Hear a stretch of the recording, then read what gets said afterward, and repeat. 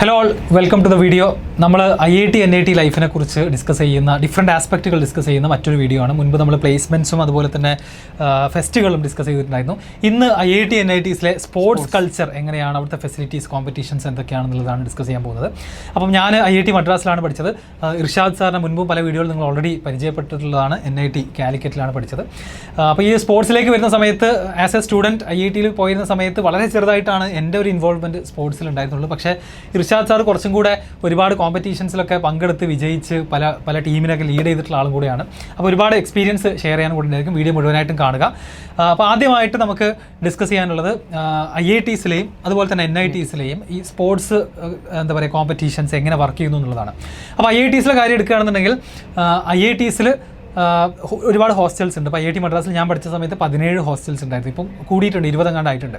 അപ്പോൾ ഈ ഹോസ്റ്റലുകൾ ഒരു ടീം പോലെ അങ്ങോട്ടും ഇങ്ങോട്ടും മത്സരിക്കുകയാണ് ചെയ്യുക. ഒരു ലീഗൊക്കെ പോലെ, നമുക്ക് ISL ഒക്കെ ഉള്ളതുപോലെ മത്സരിക്കുകയാണ് ചെയ്യുക. ഒരുപാട് ഇവൻറ്റുകൾ ഉണ്ടാകും, ഒരുപാട് കോമ്പറ്റീഷൻസ്, ഫുട്ബോളും ക്രിക്കറ്റും മാത്രമല്ല ഒരുപാടെണ്ണം ഉണ്ടാകും. നമ്മൾ അത്ലറ്റിക്സും സ്വിമ്മിങ്ങും എല്ലാം ഉണ്ടാകും. അപ്പോൾ ഇതിൽ ഒരു വർഷം നീളം വരുന്ന 2 സെമസ്റ്റർ കമ്പൈൻ ചെയ്തിട്ട് ഒരു ത്രൂ ഔട്ട് എ ഇയർ ആണ് ഈ കോമ്പറ്റീഷൻസ് ഉണ്ടായിരിക്കുക. അതിൻ്റെ എല്ലാത്തിൻ്റെയും ഫസ്റ്റ്, സെക്കൻഡ്, തേർഡ് ഒക്കെ വരുന്ന പോയിന്റ്സ് എല്ലാം ആഡ് ചെയ്തിട്ടാണ് നമ്മുടെ ഈ ഹോസ്റ്റൽസിൻ്റെ ഈ ടോട്ടൽ ടേബിൾ അപ്ഡേറ്റ് ചെയ്യുക.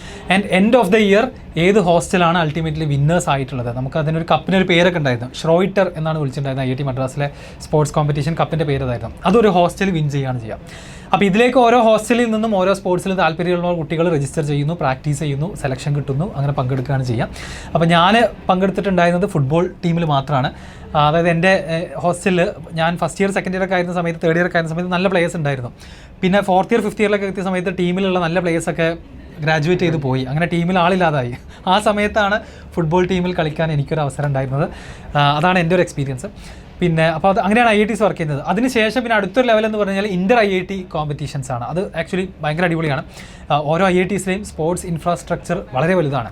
അതുകൊണ്ട് മുഴുവൻ IITസിലെയും കുട്ടികൾ ഒരുമിച്ച് ഒരു ഒളിമ്പിക്സ് ഒക്കെ പോലെ ഒരു സിംഗിൾ ക്യാമ്പസിൽ വന്നുകൊണ്ട് എല്ലാ ഇവൻറ്റിലും കോമ്പീറ്റ് ചെയ്യുന്ന പ്രോഗ്രാമാണ് ഇൻ്റർ IIT. അതിൽ നമുക്ക് നമ്മുടെ ഇൻസ്റ്റിറ്റ്യൂട്ടിനെ റെപ്രസെൻ്റ് ചെയ്തുകൊണ്ട് അതിൻ്റെ ജാക്കറ്റൊക്കെ ധരിച്ചുകൊണ്ട് പോകുന്ന ഒരുപാട് അടിപൊളി വീഡിയോസും ഫോട്ടോസൊക്കെ നിങ്ങൾക്ക് യൂട്യൂബിൽ മറ്റൊക്കെ കാണാൻ പറ്റും. അതൊരു ഭയങ്കര അടിപൊളി സംഭവമാണ് ഇൻ്റർ IITസിൽ. അപ്പോൾ അതിൽ വിൻ ചെയ്യുന്നതൊക്കെ ആക്ച്വലി സ്പോർട്സിലൊക്കെ നല്ല താല്പര്യമുള്ള, നല്ല എബിലിറ്റി ഉള്ള ആളുകൾ തന്നെ ആയിരിക്കും.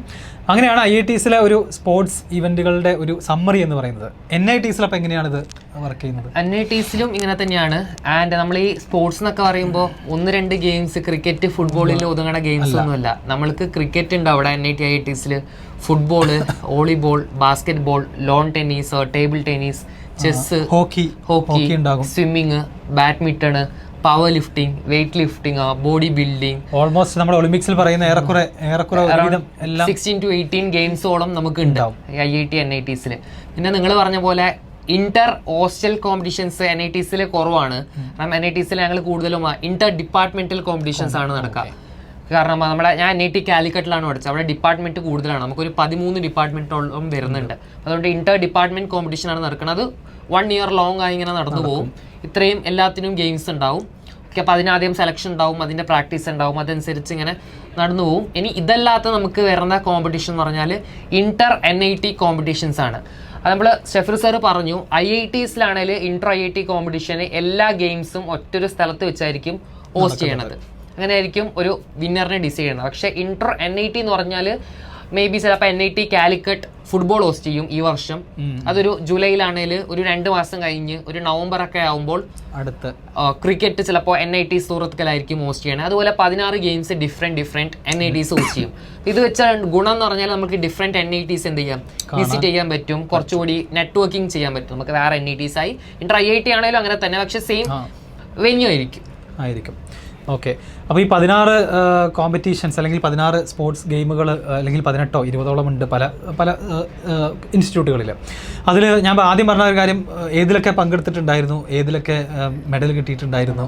ഞാൻ NIT കാലിക്കറ്റിൽ അത്ലറ്റിക്സ് ടീം ക്യാപ്റ്റൻ ആയിരുന്നു, right from my 2nd year till my 4th year. അപ്പോൾ ഞാൻ കോവിഡ് കാരണം 1-2 വർഷങ്ങളിൽ പങ്കെടുക്കാൻ പറ്റിയില്ല. ഞാൻ ഫൈനൽ ഇയറിൽ പങ്കെടുത്തപ്പോൾ എനിക്ക് നാഷണൽ ലെവലിൽ ഇന്റർ NIT ലോങ് ജമ്പിൽ ഗോൾഡ് മെഡലിസ്റ്റ് ആയിരുന്നു. അത് 6.30 മീറ്റർ ആയിരുന്നു. അത് ഒരു ഓൾ ടൈം റെക്കോർഡായിരുന്നു ഇന്റർ NIT വൈസ്. പക്ഷെ നിങ്ങൾ വേറെ നാഷണൽ ഗെയിംസ് ഒക്കെ ആയി കമ്പയർ ചെയ്യുമ്പോൾ അത് വളരെ ചെറുതായിരിക്കും, 7+ ഒക്കെ ആയിരിക്കും. പക്ഷേ ഇത് കമ്പാരിറ്റീവ്ലി ബെറ്റർ തന്നെയാണ്.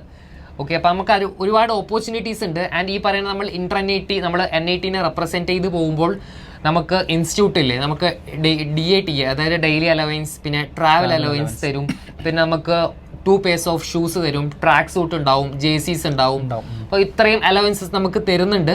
ആൻഡ് ഇപ്പോൾ നമ്മളൊരു നോർത്ത് ഈസ്റ്റ് NITസിലോട്ടാണ് പോകുന്നുണ്ടെങ്കിൽ നമുക്ക് ഫ്ലൈറ്റിലായിരിക്കും നമ്മളെ കൊണ്ടുപോകണേ, അല്ലെങ്കിൽ ഒരു AC കമ്പാർട്ട്മെന്റ് അങ്ങനെയൊക്കെ ആയിരിക്കും കൊണ്ടുപോകണം. ട്രെയിൻ സ്പോൺസേർഡ് ആയിട്ടുള്ള ട്രിപ്പുകളായിരിക്കും. അതൊക്കെ ഒരു ശരിക്കും പറഞ്ഞാൽ ഭയങ്കര ഓപ്പർച്യൂണിറ്റിയാണ്, എല്ലാവർക്കും കിട്ടുന്നതല്ല, ഒരു ഓപ്പർച്യൂണിറ്റിയാണ്. ലോങ് ജമ്പ് മാത്രമായിരുന്നു, വേറെ ഇവന്റ് ഉണ്ടായിരുന്നു? വേറെ 100 മീറ്റർ ആയിരുന്നു ഇവന്റ്. അപ്പോൾ കോളേജിലൊക്കെ ചാമ്പ്യൻ ഒക്കെ ആയിരുന്നു 100 മീറ്ററിൽ. പക്ഷേ നാഷണൽ ലെവലിലോട്ട് പോയപ്പോൾ ഒരു ഫൈനൽ വരെയൊക്കെ എത്തിയെങ്കിലും മെഡൽസ് ഒന്നും കിട്ടിയില്ല. ഓക്കെ, അപ്പോൾ 100 മീറ്റർ അത്രയും അറിയാലോ, നമുക്ക് അത്രയും കോമ്പറ്റേറ്റീവ് ആയിട്ടുള്ള ഇവന്റ് തന്നെയാണ്. അപ്പോൾ ഇതാണ് NIT IITസിലെ സ്പോർട്സിൻ്റെ ഒരു സമ്മറി എന്ന് പറയുന്നത്. അപ്പോൾ നമ്മൾ വിചാരിക്കും അവിടെ പഠനം മാത്രമാണ്, ഒരിക്കലും അവിടെ വളരെ എന്താ പറയുക, വളരെ ഫിയേഴ്സ് ആയിട്ടുള്ള കോമ്പറ്റീഷൻസ് സ്പോർട്സിൽ ഉണ്ടാവാറുണ്ട്. അതും ഇന്റർ IITയിലൊക്കെ പോയി കഴിഞ്ഞാൽ ആക്ച്വലി ഓരോരുത്തരും അവരവരുടെ ഇവന്റിൽ എന്താ പറയുക ഹൈലി സ്കിൽഡ് ആയിട്ടുള്ള അല്ലെങ്കിൽ നാഷണൽ ലെവലിൽ തന്നെ കോമ്പീറ്റ് ചെയ്യാൻ പറ്റുന്ന ആളുകൾ തന്നെയാണ് ഉണ്ടാവാറുള്ളത്. അപ്പോൾ നിങ്ങൾക്ക് നിങ്ങളുടെ സ്പോർട്സ് ഇഷ്ടമുണ്ട്, അതേസമയം നിങ്ങൾക്ക് IITയിൽ പോകണമെന്ന് ആഗ്രഹമുണ്ടെങ്കിൽ ഡെഫിനറ്റ്ലി IIT NITയിലൊക്കെ എത്തിക്കഴിഞ്ഞിട്ട് നിങ്ങളുടെ സ്പോർട്സ് താല്പര്യമുള്ള ഇവന്റ് ഏതാണോ അതിൽ ഡെയിലി തന്നെ പ്രാക്ടീസ് ചെയ്യാൻ പറ്റും. അപ്പോൾ ഡെയിലി പ്രാക്ടീസ് ചെയ്യാൻ പറ്റും എന്ന് പറയുമ്പോൾ നമുക്കിനി അടുത്തത് ഇൻഫ്രാസ്ട്രക്ചറിനെ കുറിച്ചാണ് സംസാരിക്കാനുള്ളത്. അപ്പോൾ സാധാരണ നമ്മുടെ നാട്ടിലുള്ള കോളേജുകളിലൊക്കെ വളരെ ലിമിറ്റഡ് ആണ് പലപ്പോഴും. ഒരു ഫുട്ബോൾ ഗ്രൗണ്ട് എല്ലായിടത്തും ഉണ്ടാകും, കുറച്ച് സ്പോർട്സിന് വേണ്ടിയിട്ടുള്ള സപ്പോർട്ടൊക്കെ ഉണ്ടാകും, പക്ഷേ ഫുട്ബോളും ക്രിക്കറ്റൊക്കെ ഒറ്റ ഗ്രൗണ്ടിൽ തന്നെയാണ് കളിക്കുന്നത്. അപ്പോൾ IITസിലും NITസിലേക്ക് വരുന്ന സമയത്ത് ഫസ്റ്റ് ഓഫ് ഓൾ നമുക്കറിയാം IIT മദ്രാസ് 650 ഏക്കർ സ്ഥലത്താണുള്ളത്. എല്ലാ ഫെസിലിറ്റീസും സെപ്പറേറ്റ് ആയിട്ട് ഇൻഡിപെൻഡൻ്റ് ആയിട്ട് വെൽ മെയിൻറ്റൈൻഡ് ആയിട്ട് ഉണ്ട്. കാരണം വർഷങ്ങളോളമുള്ള ഗവൺമെൻറ് ഫണ്ടിങ് ചെയ്തിട്ടുള്ള കോളേജാണ്. സ്വിമ്മിംഗ് പൂളിൻ്റെ കാര്യം എൻ്റെ ഏറ്റവും ഫേവറേറ്റ് ഫെസിലിറ്റി IIT മദ്രാസിൽ ഞാൻ പലപ്പോഴും പറയുള്ളത് സ്വിമ്മിംഗ് പൂളായിരുന്നു. ഒളിമ്പിക് സൈസ് സ്വിമ്മിംഗ് പൂളായിരുന്നു. ഞാൻ ജോയിൻ ചെയ്ത സമയത്ത് ഫസ്റ്റ് ഇയർ സെക്കൻഡ് ഇയറിലൊക്കെ പണി നടക്കായിരുന്നു, മെയിൻ്റനൻസ് ആയിരുന്നു. തേർഡ് ഇയർ ഫോർത്ത് ഇയർ ഒക്കെ ആയപ്പോഴാണ് അത് ഓപ്പൺ ചെയ്യുന്നത്. 50 മീറ്റർ ലെങ്ത്തും അതുപോലെ മാക്സിമം ഡെപ്ത് ഒരു 4.5 മീറ്റർ എബവ് ഉള്ള മാക്സിമം ഡെപ്തുള്ള ഒരു ഒളിമ്പിക് സൈസ് സ്വിമ്മിംഗ് പൂളിലാണ് അവിടെ ഉണ്ടായിരുന്നത്. അപ്പോൾ അവിടെയൊക്കെ ഒരു വർഷം 1.5 വർഷത്തോളം പോകാൻ പറ്റിയിട്ടുണ്ടായിരുന്നു. അപ്പോൾ അതുപോലത്തെ ഫെസിലിറ്റീസ് ഒന്നും നമുക്ക് വേറൊരു സ്ഥലത്തും ആക്ച്വലി കിട്ടില്ല എന്ന് തന്നെ പറയാം. പിന്നെ ഞാൻ അങ്ങനെ ഒരു പൂൾ എവിടെയും കണ്ടിട്ടില്ല. അപ്പോൾ അത്രയും റെയറാണ് അത്രയും വലിയ പൂളുകൾ എന്നൊക്കെ പറഞ്ഞു കഴിഞ്ഞാൽ. അതുപോലെ തന്നെ water polo competitions, aquatics competitions ഒക്കെ നടക്കുന്നത് ഇതുപോലത്തെ പൂളുകളുള്ള ഇൻസ്റ്റിറ്റ്യൂഷനിലായിരിക്കും. ക്രിക്കറ്റ് ഗ്രൗണ്ട് ആണെന്നുണ്ടെങ്കിലും വളരെ ബ്യൂട്ടിഫുൾ ആയിട്ടുള്ള ക്രിക്കറ്റ് ഗ്രൗണ്ടുകൾ, ഫുട്ബോൾ ഗ്രൗണ്ടുകൾ, ബാഡ്മിൻ്റൺ, ടെന്നീസ്, വോളിബോൾ, ഹോക്കി എല്ലാത്തിനും സെപ്പറേറ്റ് ഗ്രൗണ്ടുകളാണ്. അതും നമ്മൾ ഡേ ടൈം മാത്രമല്ല, നമുക്ക് നൈറ്റ് ലൈഫും കൂടി എക്സ്പ്ലോർ ചെയ്യാൻ പറ്റുന്നതായിരിക്കും. നൈറ്റിലടക്കം ഫുള്ള് ഫ്ലഡ് ലൈറ്റ് ഒക്കെ വെച്ചിട്ട് കളികളുണ്ടാകും. കർഫ്യൂ ഇല്ലാത്ത ക്യാമ്പസിൽ രാത്രി 2 മണി 3 മണിക്കൊക്കെ കളിക്കുന്ന ആൾക്കാരുണ്ട്, കളിക്കാൻ പറ്റും. അത്രയും അടിപൊളി ഫെസിലിറ്റീസ് ആണ് ഇതിലുള്ളത്. പിന്നെ നമ്മൾ ജിമ്മിലേക്കൊക്കെ വരികയാണെങ്കിൽ, ഫിറ്റ്നസ് റിലേറ്റഡ് ആയിട്ടുള്ള കാര്യങ്ങളിലേക്ക് വരികയാണെങ്കിൽ ജിമ്മുകൾ ഉണ്ടായിരിക്കും. ഹോസ്റ്റലിലും ജിം പല ക്യാമ്പസിലും ഓരോ ഹോസ്റ്റൽസിനും ജിമ്മുകളുണ്ട്. ഇൻസ്റ്റിറ്റ്യൂട്ട് ജിം വേറെ, ഇൻസ്റ്റിറ്റ്യൂട്ടിന് സെപ്പറേറ്റ് ആയിട്ട് തന്നെ എന്തുണ്ട്, ഒരു സെപ്പറേറ്റ് ജിമ്മും. ഫീസൊക്കെ ഉണ്ടാവാറുണ്ട്. അതൊക്കെ ചെറിയ ഫീസുകളാണ്, അതൊന്നും അത്ര വലിയ ഫീസുകളൊന്നും അല്ല. അപ്പോൾ ഇതാണ് സ്പോർട്സിന്റെ ഒരു ഇൻഫ്രാസ്ട്രക്ചറിനെ പറ്റി പറയുമ്പോൾ ഇല്ലേ, നമ്മുടെ നാഷണൽ ലെവലിൽ വെച്ച് നടക്കാവുന്നതിൽ വെച്ച് ഏറ്റവും വലിയൊരു കോമ്പറ്റീഷനാണ് നാഷണൽ ഗെയിംസ് എന്ന് പറയുന്നത്. അത് NIT IITs മാത്രമല്ല, ഇപ്പം നമ്മൾ സ്കൂൾ ലെവലിൽ നടക്കുന്ന ഗെയിംസ് സബ് ഡിസ്ട്രിക്ട് കഴിഞ്ഞ് ഡിസ്ട്രിക്ട് കഴിഞ്ഞ് സ്റ്റേറ്റ് കഴിഞ്ഞ് നാഷണൽ ലെവലിലോട്ട് വരൂലേ.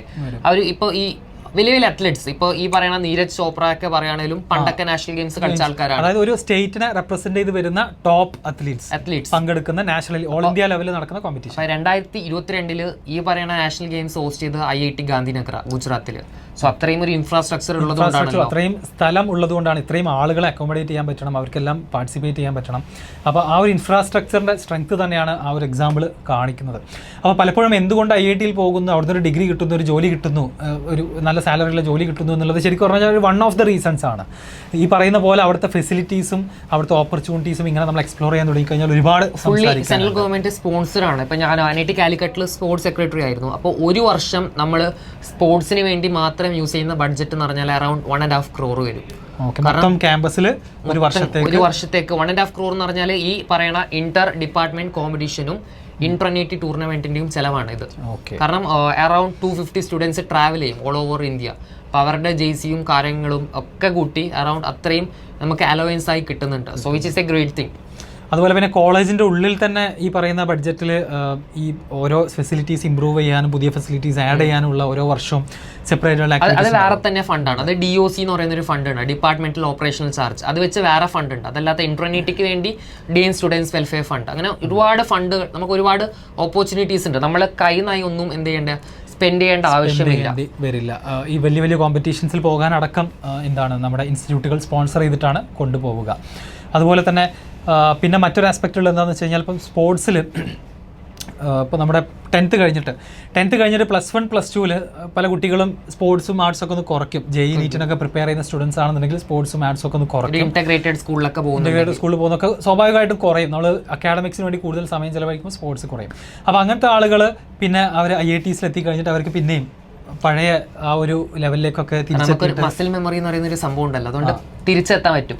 ഇതിന്റെ മെയിൻ ആയിട്ടുള്ള എക്സൈറ്റിംഗ് തിങ് എന്ന് പറഞ്ഞാലില്ലേ, നമ്മളിപ്പോൾ ഒരു ആർട്സ് കോളേജിൽ പഠിക്കുന്നു. ഫോർ എക്സാമ്പിൾ ഇപ്പോൾ കോഴിക്കോട് ഭാഗത്തുള്ള ഏതെങ്കിലും ഒരു കോളേജ് നമ്മൾ പഠിക്കുകയാണെങ്കിലേ, നമ്മൾക്കൊരു യൂണിവേഴ്സിറ്റി റെപ്രസെൻറ്റ് ചെയ്ത് പോകണമെങ്കിൽ ആദ്യം നമ്മൾ സോണൽ കോമ്പറ്റീഷൻസ് കളിക്കും. ഇപ്പോൾ കോഴിക്കോട് ഈ ഭാഗത്ത് തന്നെ 10-100 കോളേജ് ഉണ്ട്. ഇത്രയും കോളേജസ് കളിച്ച് ഈ കോളേജിൽ നിന്ന് വരുന്ന ഒരു 1-2 പ്ലേയേഴ്സിനെ യൂണിവേഴ്സിറ്റി ടീം ഉണ്ടാക്കി അവരായിരിക്കും സൗത്ത് സോൺ ഇന്റർ യൂണിവേഴ്സിറ്റിക്ക് കൊണ്ടുപോകുക. പക്ഷെ നമ്മളെ NITs ആണെങ്കിൽ അത് തന്നെ ഒരു കോളേജുമാണ്, ഓട്ടോണോമസ് ആയതുകൊണ്ട് അത് തന്നെ ഒരു യൂണിവേഴ്സിറ്റിയും കൂടിയാണ്. സോ നമുക്ക് സൗത്ത് സോൺ കോമ്പറ്റീഷൻസിലോട്ട് ഡയറക്റ്റ് എൻട്രി ആണ്. IITs ആണെങ്കിലും. അപ്പോൾ ഡയറക്റ്റ് എൻട്രി എന്ന് പറഞ്ഞാൽ നമ്മൾ അവിടെ പോയാൽ തന്നെ ഇല്ല, പാർട്ടിസിപ്പേഷന് തന്നെ ഭയങ്കര വാല്യൂ ആണ്. നമ്മൾ ഭാവിയിൽ ഒരു PSC എക്സാംസ് ഒക്കെ എഴുതുന്നുണ്ടെങ്കിലേ യൂണിവേഴ്സിറ്റി സർട്ടിഫിക്കറ്റ് എന്ന് പറഞ്ഞാൽ നല്ല വാല്യൂ ആണ്. കാരണം വെറുതെ ഒരു ആർക്കും അങ്ങനെ അത് കിട്ടുന്നതല്ല. സോ നമുക്ക് ക്വാളിറ്റി ഇല്ലേ പോലും നമുക്ക് അങ്ങനെ ഒരു ഓപ്പർച്യൂണിറ്റീസ് കിട്ടുന്നുണ്ട്. ഓക്കെ, അവിടെ ഇനി സപ്പോസ് നമ്മൾ വിന്നർ ആയാൽ പിന്നെ ഡയറക്റ്റ് നമ്മൾ നാഷണൽ ലെവലിലോട്ടാണ് പോകുന്നത്. അപ്പോൾ ഓരോരോ NITകളും IITകളും ഓട്ടോണോമസ് ആയിട്ടുള്ള യൂണിവേഴ്സിറ്റീസ് ആണ്. അപ്പോൾ അവർക്ക് യൂണിവേഴ്സിറ്റിയെ റെപ്രസെൻറ്റ് ചെയ്തുകൊണ്ട് പോകുന്നത് ഡയറക്റ്റ് ആ കോളേജിലെ കുട്ടികൾ തന്നെ ആയിരിക്കും. സ്പോർട്സിനെ കുറിച്ച് പറയുമ്പോൾ സ്പോർട്സിൽ ഇത്രയും കഷ്ടപ്പെട്ട് സ്പോർട്സിൽ വിജയിക്കാന്ന് പറയുമ്പോൾ എളുപ്പമല്ലല്ലോ. ഈ പഠിക്കുന്നത് പോലെ തന്നെ നമ്മൾ ഫിസിക്കലി ഒരുപാട് എഫേർട്ട് ഇടേണ്ട ഒരു കാര്യമാണ്, ഒരുപാട് ടൈം സ്പെൻഡ് ചെയ്യേണ്ട കാര്യമാണ്. അപ്പോൾ അതൊക്കെ ചെയ്ത് കഴിഞ്ഞിട്ട് വിൻ ചെയ്യുന്ന കുട്ടികൾക്ക് ചെറുപ്പം മുതലേ എന്താണ് അൾട്ടിമേറ്റ്ലി അവരുടെ ഇൻസെൻറ്റീവ്? ജസ്റ്റ് വിജയിച്ചു എന്ന് പറയുന്നത് മാത്രമെന്നുള്ള ക്വസ്റ്റ്യനാണ്. അപ്പോൾ അതിന് പല ഓപ്പർച്യൂണിറ്റീസിലും പല ഫീൽഡിലും സ്പോർട്സ് കോട്ട എന്ന് പറയുന്ന സംഭവമുണ്ട്. നമുക്ക് +1 +2 അഡ്മിഷൻ, പല കോളേജുകളിലേക്ക് അഡ്മിഷൻ, ഈവൺ MBBSലടക്കം ഹാൻഡ്ഫുൾ ഓഫ് സീറ്റ്സ് സ്പോർട്സ് കോട്ടയിൽ വരുന്നുണ്ട് എന്നുള്ളതാണ് ഞാൻ അറിയാൻ സാധിച്ചത്. അപ്പോൾ അങ്ങനെ 12th നന്നായിട്ട് പെർഫോം ചെയ്തിട്ടുള്ള സ്പോർട്സ് കോട്ട വഴി IITയിലേക്കോ NITയിലേക്കോ അഡ്മിഷൻ ഉണ്ടോ എന്ന് പല കുട്ടികളും ചോദിക്കാറുണ്ട്. അത് ആക്ച്വലി അങ്ങനെ ഒരു അഡ്മിഷൻ ഇല്ല. സ്പോർട്സ് കോട്ട ത്രൂ അഡ്മിഷൻ ഇല്ല. പക്ഷെ നമുക്ക് എല്ലാ NITസും കോൺസ്റ്റിറ്റ്യൂട്ട് ചെയ്യുന്ന ഒരു കമ്മിറ്റി ഉണ്ട്, all India Inter NIT sports council. അതുപോലെ IITക്ക് ഒരു കൗൺസിൽ ഉണ്ട്. സോ അവിടെ ഒരു ഡിസ്കഷൻ വന്നിട്ടുണ്ട്, സ്പോർട്സ് കോട്ട വഴി അങ്ങനെ ഒരു അഡ്മിഷൻ നടത്തണമെന്ന് IIT മദ്രാസ് ഡയറക്ടർ ഒരു പ്രൊപ്പോസൽ വെച്ചിട്ടുണ്ടായിരുന്നു റീസെന്റ്. പക്ഷെ മിനിസ്ട്രിയിലെ ഡിസ്കഷനാണ്, ഇതുവരെ അപ്രൂവ് ആയിട്ടില്ല. സോ ഭാവിയിൽ മേ ബി ചിലപ്പോൾ വന്നേക്കാം എന്ന് മാത്രമേ. ചിലപ്പോൾ ജയിക്കൊരു വെയിറ്റേജ് ഉണ്ടാവാം. പ്യുവർലി സ്പോർട്സ് കോട്ടയിൽ IIT ഒരിക്കലും പോസിബിൾ അല്ല. പ്രത്യേകിച്ച് IITയിലേക്കുള്ള അഡ്മിഷൻ എന്ന് പറയുമ്പോൾ ഒരു അഡ്വാൻസ്ഡ് എക്സാം അത്രയും ഇമ്പോർട്ടൻ്റ് ആണ്. അപ്പോൾ നേരിട്ട് നിങ്ങൾ +2 സ്റ്റേറ്റിൽ പോയിട്ട് ഒരു കോമ്പറ്റീഷനിൽ വിന്നറാണ്, ഗോൾഡ് മെഡലിസ്റ്റ് ആണെന്ന് പറയുന്നത് കൊണ്ട് IITസിലേക്ക് അങ്ങനെ തന്നെ അഡ്മിഷൻ കിട്ടാനുള്ള സാധ്യതയൊന്നുമില്ല.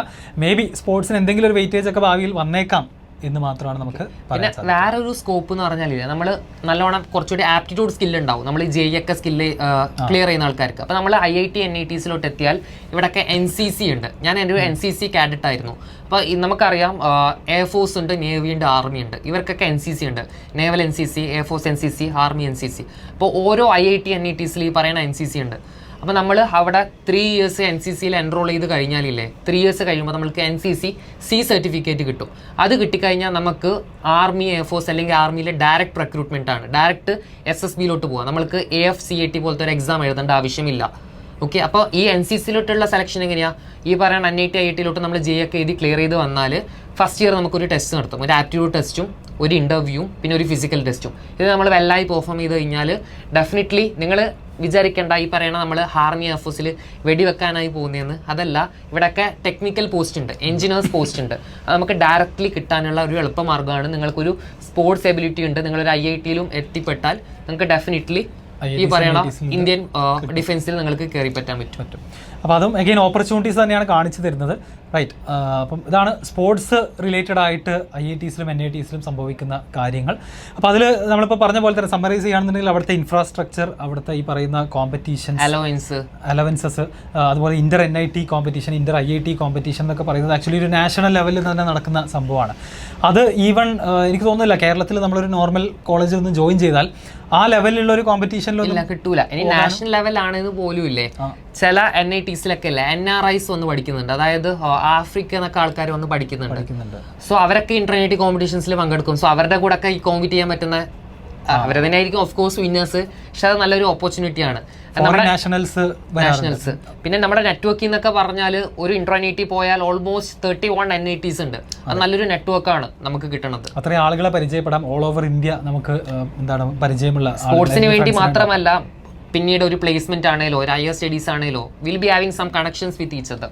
അതും ആക്ച്വലി ഒരു വളരെ ക്രൂഷ്യൽ പാർട്ടാണ്. IITs NITs നിന്ന് പഠിച്ചിറങ്ങിയിട്ടുള്ള ആളുകൾ alumni all over the world ജോലി ചെയ്യുന്നവർ ഓൺടർപ്രനേഴ്സ് ആണ്. അപ്പോൾ അവരുമായിട്ട് കണക്ട് ചെയ്യാൻ സാധിക്കുക എന്ന് പറയുന്നത് ഒരു വണ്ടർഫുൾ ഓപ്പർച്യൂണിറ്റിയാണ്. പിന്നെ ഈ പറയുന്ന കോമ്പറ്റീഷൻസ് സ്റ്റുഡൻസിന് മാത്രമല്ല ഫാക്കൽറ്റി സ്റ്റാഫ്സിനും ഉണ്ട്. ഇന്റർ NIT കോമ്പറ്റീഷൻസ് നമുക്ക് ചില ഇവന്റ്സ് നമ്മൾ ഫാക്കൽറ്റിയായി മത്സരിക്കാറുണ്ട്.